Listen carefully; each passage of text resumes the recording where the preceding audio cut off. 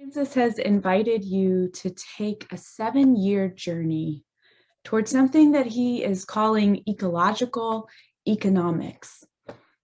And when Pope Francis invites you into that journey, he's actually inviting you to do something that God has already invited you to do in Leviticus 25. So when God lays out God's economic system in Leviticus 25, it's on this 7-year cycle as well. We want to read just a little bit from that, Leviticus 25, starting with verse 1. The Lord said to Moses on Mount Sinai, "Speak to the Israelites and say to them, when you enter the land I'm going to give to you, the land itself must observe a Sabbath to the Lord. For 6 years, sow your fields, and for 6 years, prune your vineyards and gather their crops. But in the 7th year, the land is to have a Sabbath of rest, a Sabbath to the Lord.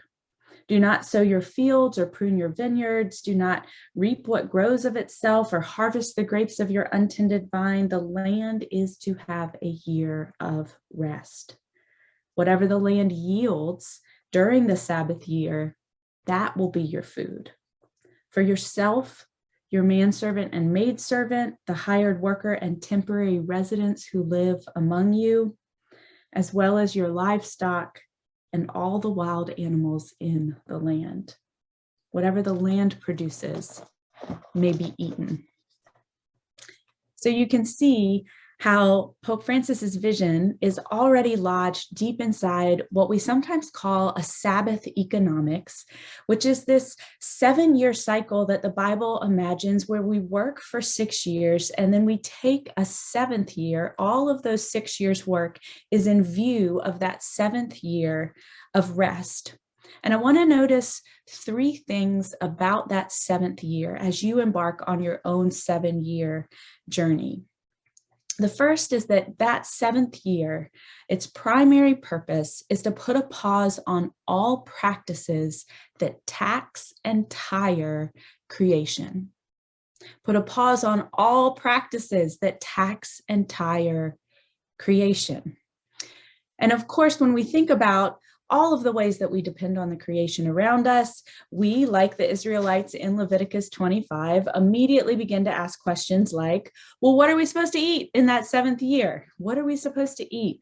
God addresses this in what we read, but also later in the passage as people express their own anxiety about what it might mean to fully pause just for a year from practices that tax and tire creation. And God says, well, your needs will be provided for. In the part that we read, God says the land does produce naturally, and the things that the land produces naturally, that's what I'm asking you to live off. Later in the passage, God will say, actually, some of those 6 years you're going to be blessed with abundance, and you will save that abundance in order to make possible this rest. And what I hear God saying to us about this 7-year journey of ecological economics is that in that 7th year, we're going to practice provision without profit. We're being called to a practice of having enough, but not of having too much, not of seeking extra. Provision, but not profit.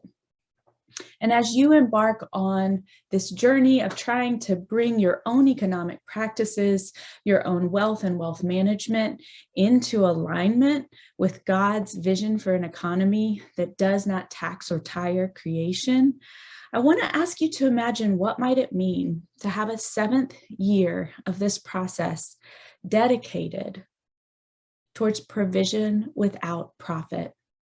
A 7th year where maybe you give up all profits in order to enact this year in which we do not tax entire creation. And what might it mean to have the economy that you're building in these 6 years always having its eye towards that 7th year of rest, that 7th year of Sabbath? There's one last principle that I think is important as we embark on this journey together. We're called to pause from all sorts of practices that tax entire creation. We're called periodically to pause from profit and to rest at the level of provision. But we're also called in this passage, if you might notice at the end, to a rest for ourselves, but a rest that does not stop with ourselves, a rest that extends, the Bible says, to your manservant and maidservant, your hired worker, your temporary residents who live among you, as well as your livestock and the wild animals in your land. I hear God trying to cover everyone in this passage, right? God is talking about a rest that extends to your support staff. God is talking about a rest that is for people on your payroll, but also contract workers, right? Temporary workers. God says it's not actually just about those who are working well in your system, whether they're payroll or contract, but actually I also want you to have an imagination for the way that this ecological economics can bless the temporary residents in your land, those who have come from other countries, both documented and undocumented, as they are working alongside you in these 6 years. How can you extend this vision of Sabbath rest, of having enough, of provision but not profit, even to them?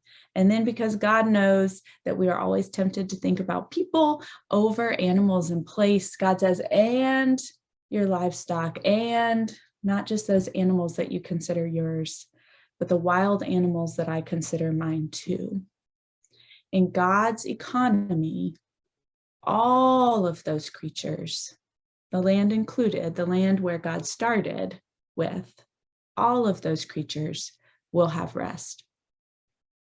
So as you embark on this 7-year journey, trying to reimagine an ecological economics for 7 years at the invitation of the Pope, I want to invite you to think about this invitation that God has made to you in Leviticus 25, to let all of that work and all of that visioning be in view of a radical 7th year in which nothing happens that year that taxes or tires creation, in which you learn to rest with provision and to yield the need for profit, or perhaps to use the profits of that year to make these other parts of the vision possible, and in which the kind of rest, the kind of wholeness and restoration that comes from those practices is extended not just to you and yours, but actually to everyone: support staff, payroll, peers, contract workers, people sojourning in the land around you, all of God's creatures. That rest and restoration is really put forward for all. That's the invitation. And we're grateful that you're going on this journey with us. Good luck.